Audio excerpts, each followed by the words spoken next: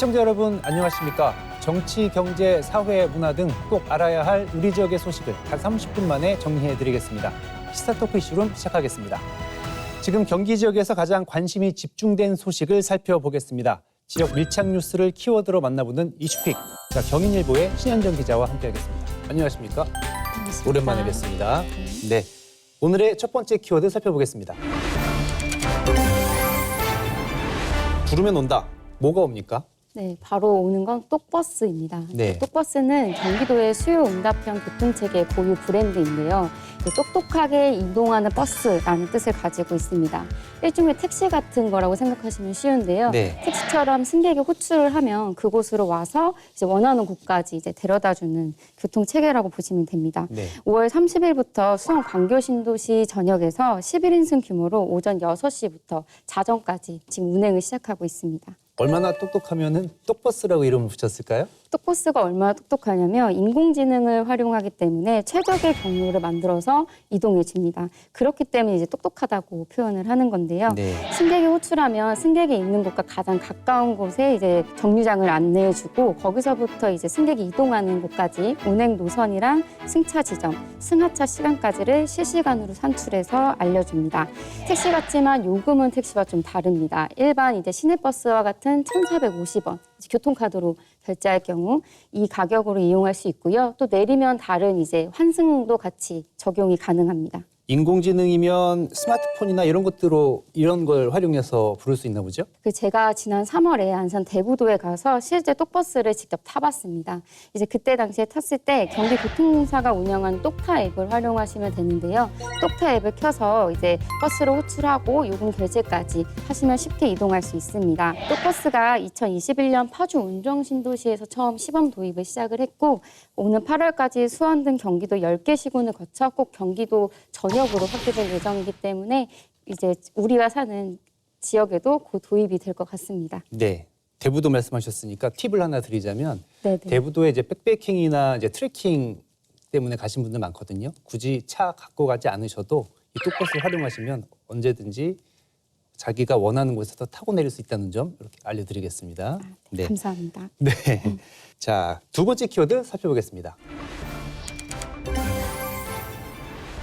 자, 도로 위에 무겁자 하면 보통 폭주족 아니면 대형 트럭 이렇게 생각하는데 어떤 네, 예상하신 것과 다르게 몸이 불편하신 어르신들이 많이 타고 다니시는 전동 스쿠터 얘기입니다. 네. 요즘 전동 스쿠터가 어르신들의 필수품이라고 하는데요. 문제는 차도에서 승용차랑 뒤섞여 다니는 전동 스쿠터가 최근에 많이 보이고 있습니다. 어르신들 같은 경우가 이 스쿠터를 탈 때 인도를 이용하시면 좋겠지만 인도가 좁고 경사지고 장애물이 많다 보니까 차도로 운행하시는 어르신들이 많아졌습니다. 예, 그 어르신들이 이런 위험한 상황에 맞닥뜨리면 특히나 더 대처가 좀 어렵잖아요. 또 사고가 나면 또 큰 사고로 이어질 수 있는데 굉장히 위험하죠. 어르신 전동 스쿠터 관련된 교통사고 통계는 별도로 집계되지 않습니다. 그렇다 보니까 매년 발생하는 노인보행 교통사고를 통해서 추정할 수밖에 없는데요.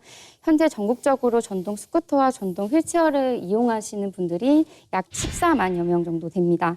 도로교통공단의 교통사고 분석 시스템에 따르면 전동 스쿠터를 이용하시는 분들이 늘다 보니까 사고도 자연스럽게 증가한 것으로 추정되고 있는데요. 더구나 어르신용 전동 스쿠터는 높이에 비해 폭이 좁고 가볍기 때문에 작은 충격에도 너무 쉽게 뒤집어질 수 있습니다. 네, 그러면 차도로 다니다가 사고가 나면은 보험 처리나 보상 받을 수 있을까 모르겠어요. 어르신들이 많이 타시는 전동 스쿠터의 정확한 명칭이 도로교통법상 보행보조용 의자차입니다. 그러니까 교통수단이 아니라 의료기기에 속하기 때문에 차도 통행은 안 되는 거죠. 그래서 인도에서만 이용을 하셔야 되는데 이 때문에 경기도는 좀 사고를 좀 줄이기 위해서 인도폭을 넓히고 노면을 평평하게 만들고 책임보험 가입을 지원하는 등 대책 마련에 나서고 있습니다. 네, 어르신들 각별한 주의가 좀 필요할 것 같습니다. 차도에서 스쿠터 타시면 안 됩니다. 자, 마지막 키워드 살펴보겠습니다. 좋은 아빠 다 되고 싶은데 모든 아빠들이 다 좋을 수는 없고 그렇다고 나쁜 아빠라고 고소까지 한다는 건 조금 과한 거 아닌가 싶은데 이게 무슨 얘기인가요? 여기서 말하는 나쁜 아빠는 말 그대로 배드파더스입니다. 그러니까 이혼 후에 고의로 양육비를 지급하지 않는 배드파더를 가리키는 말이 나쁜 아빠라고 이해하시면 됩니다. 최근에 좀 이슈가 된 이유가 지난해 10월에 송모 씨가 이혼 후 14년 동안 자녀 2명에 대한 양육비 1억 4,100만 원을 지급하지 않은 그 나쁜 아빠 A 씨를 형사 고소했습니다. 예. 이 사건은 2021년에 양육비를 지급하지 않는 사람에 대해서 형사처벌까지 받을 수 있도록 법이 개정된 이후에 처음으로 접수된 1호 사건입니다. 네. 이제 개정이 된 양육비 이행법에 따르면 양육비 채무자가 감치 명령 후 1년 안에 양육비를 지급하지 않으면 1년 이하의 징역 또는 1,000만 원 이하의 벌금형에 처하도록 규정하고 있습니다. 양육비를 지급하지 않아서 신상 공개가 된다거나 출국 금지된다거나 운전면허 정지 처분 받는 이런 경우는 좀 있었는데 이런 고소가 됐다면 처벌 받았을까요? 이게 결론부터 말하자면 그 배드파더스 A 씨는 처벌을 받지 않았습니다. 그러니까 처벌을 받지 않았다기보다 법정에 서지 않았습니다. 검찰이 이제 혐의는 인정이 되지만 재판에 넘기지 않겠다는 기소유예 처분을 내렸기 때문인데요. A 씨는 검찰이 수사를 이제 착수하기 시작하자 5월 초에 그동안 이제 밀렸던 1억 원 상당의 양육비 미지급액을 송모 씨 계좌로 보냈습니다. 이 때문에 검찰은 뒤늦게나마 양육비 전액을 지급한 점을 고려했다라면서 이제 기소유예 처분을 내린 거죠. 이거 좀 그러면 그 14년 동안 겪어왔던 고통은 어쩌라는 건지 이건 좀 아닌 것 같은데 책임 물어야 되지 않습니까? 법이 이제 개정된 배경에는 고의적으로 양육비를 지급하지 않는 행위가 자녀들에 대한 방임이나 학대라는 지적이 있었기 때문입니다. 즉 양육비 미지급을 아동 학대로 보고 형사처벌을 하도록 한 것인데요. 그런데 이런 점에 대한 판단이 없이 그냥 지급했다는 유무만 따져서 이제 이런 판단을 내렸다는 점에서 나쁜 선례라는 얘기가 나오는 겁니다. 네. 송모 씨랑 이제 송모 씨의 변호인은 검찰에 항고할 예정이라고 알려왔습니다. 나쁜 아빠 형사고소 1호 사건인 만큼 계속해서 관심을 갖고 지켜봐야 될 것 같습니다. 무엇보다 양육비 안 주는 나쁜 아빠들 사라져야 될 것 같습니다. 지금까지 이슈픽 경인일보의 신현정 기자였습니다. 고맙습니다. 감사합니다.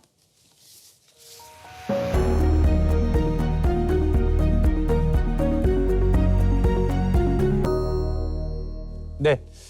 경기 지역의 이슈를 심층 분석해보는 이슈 진단 시간입니다. 그 응급 환자가 치료받을 병원을 찾지 못해서 숨지는 이른바 응급실 뺑뺑이 사건이 잇따르고 있습니다. 지난 5월 용인에서 70대 남성이 응급실 11곳을 전전하다가 골든타임을 놓쳐서 사망하는 비극이 있었습니다. 오늘 이 사건을 심층적으로 살펴보도록 하겠습니다. 함께 말씀 나눠줄 두 분 모셨습니다. 황세주 경기도의회 의원 그리고 최석재 대한응급의학의사회 홍보이사 나와주셨습니다. 반갑습니다. 네, 안녕하세요. 네, 반갑습니다. 당시 그 70대 남성이 후진하던 차량 밑에 깔려서 심정지와 복강내 출혈이 의심되는 상황이었다고 하는데요. 그 응급의학과 의사로서 이런 소식 접하시면 참 여러 가지 복잡한 심경이 드실 것 같아요. 어떠십니까? 네, 맞습니다. 참 일단은 제일 먼저 드는 생각은 환자분이 빠른 응급처치를 못 받고 사망하신 게 가장 안타깝고 마음이 아프죠. 일단 사건의 개요를 살펴보면 먼저 이제 차에 깔린 다음에 이제 구출이 된 다음에 구급대원이 봤을 때에 한눈에 보기에도 복강내 출혈이 있을 걸로 추정이 될 정도로 배가 불러오는 상황이었을 걸로 보이고요. 그렇게 될 정도면 아마 혈압이 굉장히 낮은 상태였을 겁니다. 그러고 나서 이제 이송할 곳을 찾다가 원래는 그 지역이 용인이기 때문에 아주대 응급의료센터 중에서 번역 외상센터로 갔어야 되거든요. 근데 외상센터가 제가 알아본 바로는 이미 두 분이 중환자실 대기를 하고 있어서 도저히 받을 상황이 안 됐다고 그럽니다. 그러다 보니까 이제 먼 의정부까지 이송을 하는 과정에 도착하기 한 15분, 20분 전에 심정지가 온 거거든요. 사건 보도를 쭉 보면서 이게 참 답답하면서도 또 환자도 너무 안쓰럽고 그렇지만 병원들이 또 이제 난리가 나겠구나. 또 소중포화를 받겠구나. 근본적인 해결책은 따로 있는데 또 마녀사냥이 시작이 되겠구나 하는 안타까운 마음이 또 들었습니다.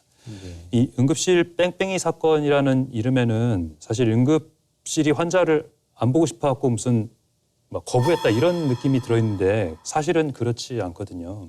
수용을 거부했다기보다는 수용을 할 수가 없는 상황, 수용 불가였던 상황이 있는 겁니다. 그래서 병원이 거부하는 게 아니라 뭔가 백업이 안 되는 상황, 지금 아까 같은 이제 아주대 외상센터 같은 경우는 중환자실이 확보가 되지 않는 상황에서 그 환자를 받아서 수술을 해봐야 그 다음 처치가 안 되기 때문에 그렇기 때문에 못 받았던 상황 이런 것들이 반복이 되니까 더 안타까운 상황인 거죠. 그 응급실 뺑뺑이 사건의 그 가까운 예를 좀 찾아보면요. 지난 3월에 대구에서 추락사고를 당한 10대 여학생이 2시간 동안 병원을 찾다가 결국 구급차에서 사망을 했고요. 5월에는 서울에서 급성 폐쇄성 후두염 진단을 받은 5살 어린이가 입원 진료를 받지 못해서 숨지는 안타까운 사건이 있었습니다. 응급실 뺑뺑이 사건 실제로 얼마나 많이 발생하고 있습니까? 예, 소방청 자료에 따르면 지난 5년간 일명 응급실 뺑뺑이라고 하죠. 그 재이송 건수가 37,218건으로 한 4만 건에 달합니다. 2018년도에는 5,086건, 2019년에는 1,253건으로 전년 대비 2배나 증가된 숫자이고요. 뭐 점차 주는 것 같지만 이것도 여전히 높은 수준입니다. 그 우리 병원에서는 환자를 못 받는다. 다른 병원으로 가시라. 이렇게 재이송하는 이유는 어디 있습니까? 일단 소방청 자료에 따르면 재이송 사유 중에서 제일 많은 게 전문의 부재, 예를 들면 뭐 뇌출혈인데 수술할 의사가 없다 이런 거죠. 11,684건으로 31.4%로 제일 많았고요. 그다음에 병상 부족, 중환자실이 부족하다든지 이런 거 다 포함하는 겁니다. 5,730건으로 15.4%를 차지했습니다. 이 병상 부분 중에서 나눠보면 응급실 병상 부족이 3,698건, 9.9%였고요. 그다음 입원실 부족 1,128건, 그리고 중환자실 부족이 870건으로 그런 상황들이 자주 발생하고 있다는 것을 알 수가 있습니다. 통계로 나온 숫자만 봐도 얼마나 심각한 상황인지 보이는데요. 그 정부도 긴급 대책 마련에 나서서 응급실 뺑뺑이 재발 방지 대책을 내놨습니다.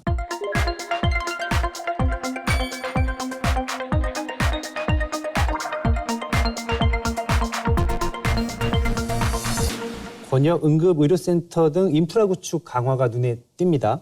권역 응급의료센터를 현재 40곳에서 많게는 쉬운 곳까지, 아니 60곳까지 늘리겠다는 이런 이야기인데 어쨌든 뭐 시설이 많아지면 골든타임을 지킬 수 있지 않을까 이렇게 단순하게 생각도 되는데 실제로 그렇게 될 수 있을까요?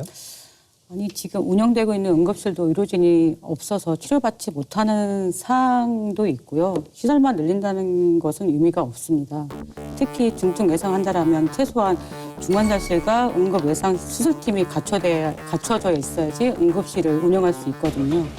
한 명의 응급 환자를 수술하기 위해서 필요한 사람은 정말 전문의, 수술방, 그리고 맛집과 협조, 그리고 인공호흡기, 중환자실 여러 가지 등등 지금 인프라 구축이 좀 필요하거든요. 네. 필수 진료와 배일 진료가 그 결정이 안 되면 이건 여전히 숙제로 남지 않을까 생각이 들고 전문의 부족한 현상은 정말 큰 문제인 것 같기도 합니다. 사실은 근본적인 해결은 아니겠지만 전문의 인력이 좀 확충이 돼야 된다고 보고 있고요. 그리고 응급 환자가 발생했을 때 이 환자를 발생하고 신고하고 그리고 이송까지 가고 응급처치하고 사후 관리까지 이걸 모든 단계가 유기적으로 작동이 돼야만 환자의 생명이 유지가 되는 거예요. 그 어느 단계에서 하나만 끊어져도 환자의 생명은 유지되기가 어렵고 아니면 장애로 남거나 환자의 신고부터 사후 관리까지 유기적으로 이렇게 단계가 딱 매듭이 져야 될 것 같습니다. 예. 의원님께서 잘 짚어주셨는데요. 우리가 이렇게 응급의료센터가 늘어나면, 권역 응급의료센터가 늘어나면 좋아질 거다 이렇게 막연하게 생각하실 수 있지만 이미 우리는 같은 실수를 반복한 적이 있습니다. 중증 외상센터 이렇게 지정할 때 처음에 초안은 7개 중증 외상센터 전국에서 1시간 이내에 이송 가능한 곳에다가 배치를 하고 거기에 모든 자원을 집중해서 외상센터가 사망률을 줄이겠다 이렇게 계획을 세우고 시작을 했다가 그게 결국은 지역논리, 정치논리 다 합쳐져가지고 40개로 늘어나면서 제대로 지원은 안 되고 시설만 지원했어요. 시설만 지원하고 운영비에 대한 지원은 제대로 안 되다 보니까 인력을 제대로 뽑지도 못하고 유지도 안 되고 그다음 그 비어있는 인력들이 이제 또 아까우니까 또 외래로 돌리기도 하고 이런 여러 가지 문제들이 발생하지 않았습니까? 또 관리도 안 되고 개수가 부족한 게 아니라 그 자원을 적재적소에 잘 배치하는 그런 노력이 먼저 선행이 돼야 됩니다. 그러면 지금 이런 상황에서 좀 단기적으로라도 그 인력 지원 대책이 좀 필요할 것 같은데 뭐 이야기 나오는 것들이 중증 응급의료센터에서 특수 근무 수당을 좀 준다든가 아니면 비번 외과 의사가 집도할 경우에는 뭐 추가로 수당을 준다든가 이런 얘기들도 좀 나오는데 이런 대책 효과가 있을까요? 글쎄요. 일단은 추가적으로 지급한다고 하면 일부 도움은 될 수 있을지 모르겠는데 근본적인 해결은 아닌 것 같아서 근본적인 해결이 좀 필요할 것 같고요. 어쨌든 응급의료 현장에서 발생하는 의료 인력이 업무 가중을 해소하기 위한 그 방안을 마련하는 게 급선무인 것 같습니다. 그리고 또 단기적으로는 의사에 준하는 전문성 갖춘 우리 응급관료 전문 간호사가 있거든요. 양성을 좀 하고 지원을 좀 하고 정책을 마련해서 전문의들이 지금 이렇게 환자를 집중하는 시간을 늘려주는 방안도 있거든요. 또한 또 우리나라의 주요 암 사망률 질환이 암, 심장, 뇌혈관 이렇게 많이 있거든요. 네. 사실 지역에서는 필수료를 담당하는 의사가 없어서 소아 산부인과 이렇게 진료를 못 받고 있는 형국이거든요. 응급실도 부족하긴 하지만 그래서 필수료를 담당하기 위해서는 어쨌든 우리 의사 수를 늘리는 것도 하나의 방안이 될 수 있을 것 같기도 합니다. 제가 보기에는. 예, 알겠습니다. 자, 다음으로는 이제 병상 문제 좀 해볼게요. 응급실에 병상이 없어서 환자를 받을 수가 없다. 이런 얘기가 나오고 있는데 응급실 과밀화의 원인으로 지목되는 게 이제 경증 환자들이 무작정 이제 응급실을 찾으니까 응급실 포화 상태가 되는 게 아니냐 이런 이야기하는데 현장에서 그렇게 느끼시고 계십니까? 네, 뭐 실제로 응급실에 오시는 분들의 10명 중에 7명, 70%가 경증 환자입니다. 2021년 기준으로 중증 환자를 치료해야 되는 권역 그리고 지역 응급의료 센터를 찾은 480만 명 환자 중에 절반인 51%가 경증 환자였고요. 중증 환자는 대형병원으로 가고 경증 환자는 중소형 병원에서 먼저 진료를 보고 그다음 더 중요한 거는 경증 환자인 줄 알았는데 중소형 병원에서 봤는데 중환자더라 하면 바로 대학병원으로 최종 병원인 권역 응급의료 센터로 전원을 보낼 수 있는 그런 시스템이 원활하게 돌아가야 중소병원에서도 환자를 일단 오세요. 119 환자 오세요. 검사합시다. 이렇게 될 수가 있고 그래야 대학병원으로 무조건 가게 되는 수요를 막을 수가 있는 건데요. 지금 우리 시스템에서는 지금 실비보험이나 뭐 이런 것도 있어가지고 응급실에 가는 게 전혀 비용의 장애가 없어요. 지금 제가 들은 바로는 94%가 실비보험을 갖고 있다고 그러시는데 그러다 보면 응급의료 관리를 하는 게 있어서 응급실에 어떤 차등의 진료비가 생기는 그런 구조가 있는데 그거를 무조건 내준다면 누가 작은 병원에 가고 싶겠어요. 내 아이, 내 부모님이 아프면 당연히 큰 병원, 대학병원 가서 검사를 받고 싶고 모든 조치를 다 하고 싶겠죠. 그거를 잘못됐다고 할 게 아니라 시스템이 잘못된 거죠. 사례가 하나 있었는데 네. 얼마 전에 저희 와이프가 아침에 갑자기 쓰러졌어요. 화장실에서. 네. 깜짝 놀랐어요. 막 헛구역질을 하고 막 얼굴에 노래지고 그래서 깜짝 놀라서 처음 보는 모습이니까 119 전화를 했거든요. 네. 그래서 저는 이제 그 신경 쪽 이쪽에 이제 문제가 있는 줄 알고 119에서도 이제 당연히 이제 대학병원으로 갔죠. 네. 근데 응급실에서 또 보더니 이석증입니다 이러는 거예요. 다행히 의식은 있어요. 이석증이었군요. 근데 그 이석증은 사실 큰 병은 아니지만 그 당시 나타나는 증상은 굉장히 좀 그렇죠, 심각해 그렇죠. 그럴 수 보이잖아요. 있죠. 그런 몇 근데- 개 대표적인 질환들이 있어요. 예, 예. 그런데 이게 경증인지 중증인지 어떻게 판단하고 이건 좀 어려울 것 같거든요. 맞아요. 그래서 이게 가능할까? 실현이 될까? 좀 궁금증이 좀 생겨요. 의료진들은 이렇게 봐서 몰라요. 또 환자분이 이렇게 얘기하는 거에 따라 다를 수가 있어서 또 이 통증의 건강도 사람 따라 다르 개인차가 또 있잖아요. 이렇게 분쟁이 걸쳤을 때 이 의료 분쟁을 해결할 수 있는 병원이 자체에서 해결해 줘야 되는데 개인이 해결해야 돼요. 개인이 그걸 다 소송을 다 준비하고 변호사 사고 다 그렇게 해야 돼요. 그래서 의료 분쟁이 터졌을 때 이 책임 문제에 대한 거를 책임만 져주신다고 하면 이렇게 경증 환자 그냥 아마 내보낼 수 있을 거예요. 3차 의료기관에서. 그럼 2차나 1차로 갈 수 있게. 그럼 구분이 좀 다 되겠죠? 이제 그런 거를 보정하기 위한 이제 도구가 케이타스거든요. 케이타스잖아요. 예. 케이타스를 봤을 때는 이렇게 어지러움 증상, 구토 증상이 있으면 뇌혈관 질환일 가능성이 있는 거기 때문에 점수를 2점이나 3점으로 주게 되어 있어요. 증상에 따라서. 그렇기 때문에 그런 증상에 따라서 중증으로 우리가 판단을 하고 치료를 한단 말이에요. 그렇게 해서 결과가 경증으로 나온다고 하더라도요. 근데 그런 분들을 우리가 경증 환자들이 온다고 얘기를 하는 게 아니라 발톱 끝이 부었어요. 뭐 감기도 대표적이죠. 열도 나지 않는 감기인데 저는 내일 출근해야 되거든요. 오늘 수액 맞고 싶어서 왔어요. 이런 거 얘기하는 겁니다. 이런 거. 뭐 요로결석처럼 정말 막 새벽에 터질 듯이 급증. 아파가지고 막 그렇게 오시는 분들 아니면은 구역부터 심하게 하시면서 어지러워가지고 이게 뇌혈관 질환인지 아닌지 애매한 분들, 이런 분들 오지 말라는 얘기가 아닙니다. 그러면 그 다른 나라는 이렇게 이온화 시켜놓고 하고 있는 경우가 있다고 하는데 일본 같은 경우 그렇게 있다고 해요. 이런 시스템 어떻습니까? 일본 같은 경우가 구급 의료기관이라고 하는데요. 우리의 응급의료기관 센터를 1차, 2차, 3차로 명확하게 분리를 해서 운영을 하고 있습니다. 1차는 외래 중심의 경증 환자로, 그다음 2차는 입원 치료가 필요한 환자, 3차는 정말 특별한 치료가 필요한 중증 응급 환자에게 고도의 응급의료를 제공하는 그런 시스템으로 나눠져 있고요. 그렇기 때문에 이 3차는 비워놓습니다. 중증 환자들이 올 수 있도록 중환자실과 병실을 엄격하게 비워놓게 제도적으로 되어 있습니다. 사실은 저희도 제도가 있기는 있는데 그렇게 해도 차버리는 거예요. 만들어놨어도. 보통 화재 사건이 나면 상황실에서 중앙에서 통제하잖아요. 네. 그래서 여기 이쪽에서 좀 부족하면 이쪽에서 보내고 이런 시스템이 갖춰져 있는데 119 구급 차량은 이렇게 안 되나? 아니 119도 그렇게 되고 돼요. 있습니다. 하고 있는데도 이런 거예요. 가까운 119에서 환자를 이송해로 와요. 아, 네, 경계를 넘어서 오기도 하고 이렇게 하고 있습니다. 그러면 119와 병원 간의 체계가 전달 체계가 이게 잘 안 맞나 병원에서 보네요. 병원을 이송을 그렇죠. 많이 못 하고 있는 실정이긴 하죠. 일단 여러 가지 시도들이 이루어지고 있어요. 이제 수원과 지역 반경에서 이루어졌던 건데 전원을 요청을 했을 때 각 병원으로 한꺼번에 환자 정보가 가고 그 중에서 된다는 병원이 이렇게 섭외가 되면 글로 갈 수 있게 그렇게 의뢰를 한 번에 할 수 있는 시스템도 이제 시험을 해서 운영을 해서 성공적이다라는 그런 이제 판단도 나오고 있었고요. 그런 시도들이 있기는 한데 일단 이 전원이라는 게 그냥 받을게요 말게요 한마디로 끝나지 않는 오묘한 부분들이 있어서 그렇습니다. 일단 제일 먼저 어떤 환자인지 판단을 하려면 의료진끼리 서로 대화가 되어야 되고요.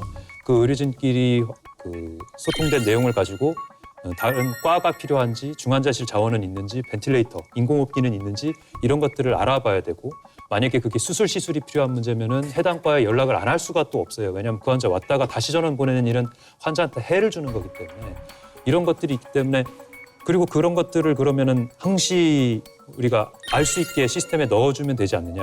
근데 그거를 할 인력조차 없는 게 지금 응급실의 현실이거든요.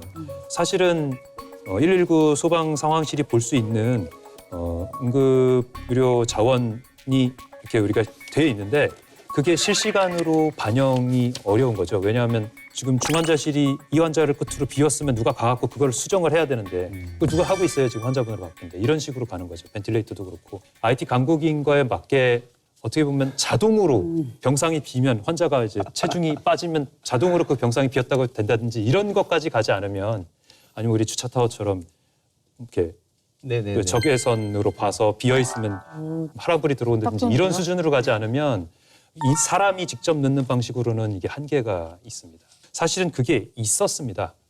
이게 12년 전까지 응급의료정보센터 1339라는 조직이 있었거든요. 지역별로 공중보건의가 근무를 하면서 병원 간 전원문의나 아니면 일반인들의 의료 상담까지도 해줬었어요. 근데 이 조직이 12년 전에 119 소방청에서 1339 기능을 흡수 통합하겠다 해가지고 진행이 됐습니다. 그래서 현재는 병원 간 전원 문의 그리고 일반인 의료 상담 이것도 119 상황실에서 하라고 하는 상황이에요. 실제로는 병원 간 전원 문의는 안 해주고 있지만 중앙응급의료센터에서 좀 도와주고 있기는 한데 그 절차도 또 되게 복잡하거든요. 1339에서 듣고서 해주던 시기와는 많이 달라져서 정보를 엄청 많이 보내야 되고 여러 번 통화를 해야 되고 그러니 그냥 제가 전화할게요 이렇게 돼버릴 정도의 상황이에요. 그래서 각 지역 모든 의료기관의 정보를 가지고 조율을 해야 되는 거를 지금 119가 그걸 제대로 못하고 있고 그러다 보니까 작은 응급실이 119 환자를 받지 못하는 악순환이 생기는 거죠. 이런 난감한 상황이 벌어지고 있습니다. 네. 알겠습니다. 응급실 뺑뺑이 사건에 대해서 그동안 이제 단순한 시각으로 좀 보고 있었는데 오늘 좀 다른 생각을 하게 된 것 같아요. 좀 다양한 문제들이 좀 복잡하게 얽혀 있는데 어떤 변화가 필요할지 핵심적인 부분 한마디씩만 해서 정리하겠습니다. 일단 이번에 이제 4차 응급 그 시스템 개선이 이어지는데 이 부분에도 좀 아쉬운 부분들이 많이 있어요. 또 그간 수많은 응급의료 대책들이 이제 부처 간의 이견이나 아니면 예산 확보 실패 이런 부분들 또 이제 지역 간의 이기주의 이런 것들 때문에 좌절된 부분들이 있었습니다. 이번에도 조율해야 될 의사결정 구조가 같이 화합이 돼서 구성이 될 수 있도록 이런 TF가 마련이 돼야 될 것 같고요. 또 제도 개선을 위해서는 응급의학을 포함한 현장 전문가들이 참여된 논의체로 구성이 돼서 해야지만 결실이 나올 것 같습니다. 예, 황 의원님. 네. 어쨌든 응급실 재이송 사건을 바라보면서 이게 내 가족이라고 생각하면 되게 참담한 생각이 듭니다. 다시는 이런 일이 발생되지 않도록 우리 병원, 정부, 의회가 지속적으로 고민 좀 하고요. 제도 개선을 위해서 노력을 해보겠습니다. 토론회 준비하신다고요? 네. 그래서 이 실태를 좀 파악하고 나니까 좀 경기도 차원에서도 좀 토론회를 준비해서 이 실태를 조사를 하고 필요한 대안은 뭔지 지금 전문가를 모셔서 토론회를 좀 개최할 예정으로 있습니다. 예, 좋은 성과 기대해 보겠습니다. 감사합니다. 예, 오늘 두 분 말씀 감사합니다. 네, 어려울수록 처음으로 돌아가서 생각하라고 했습니다. 문제의 원인이 무엇인지 근본에서부터 출발해야 합니다. 응급실 뺑뺑이 비극을 막는 응급의료체계 개선. 허울뿐인 구호가 아니라 현장에서 사람의 생명을 살리는 대책을 기대해 보겠습니다. 시사토크 이슈룸 오늘은 여기까지입니다. 시청해주신 여러분 고맙습니다.